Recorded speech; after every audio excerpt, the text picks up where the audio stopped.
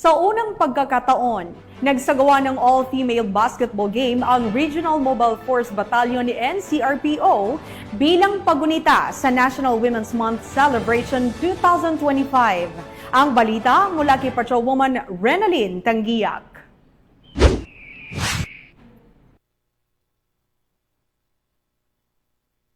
At sa patuloy na pagdiriwang ng Women's Month of 2025, isang makasaysayang all-female basketball game ang itinampok ng Regional Mobile Force Battalion sa NCRPO Camp Bagong Diwa, Bicutan, Taguig City. Pinangunahan ni Police Colonel Celso M. Rodriguez, Force Commander, ang nasabing programa, kung saan binigyang diin niya ang layunin nito na ipakita ang hindi lamang husay ng kababaihang pulis sa larangan ng palakasan, kundi pati na rin ang kanilang pagkakaisa at sportsmanship. Ang programa ay dinaos mula 4 p.m. hanggang 7 p.m. ng gabi at sa maikling oras na ito, masayang nakibahagi ang mga kababaihan ng RMFB kung saan ipinamalas nila ang diwa ng pagkakaisa at disiplina at bilang suporta at pagpapahalaga sa mga kababaihang pulis na nood at nakisaya ang iba pang tauhan ng RMFB.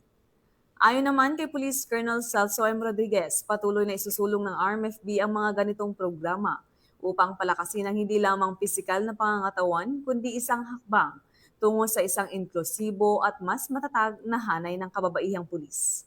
Mula dito sa RMFB NCRPO sa pamumuno ng aming Force Commander Police Colonel Celso M. Rodriguez, ako po ang inyong Police News Network Correspondent, Patrolwoman Renalyn Tangiak, alagad ng batas, tagataguyod ng Balitang Pulis.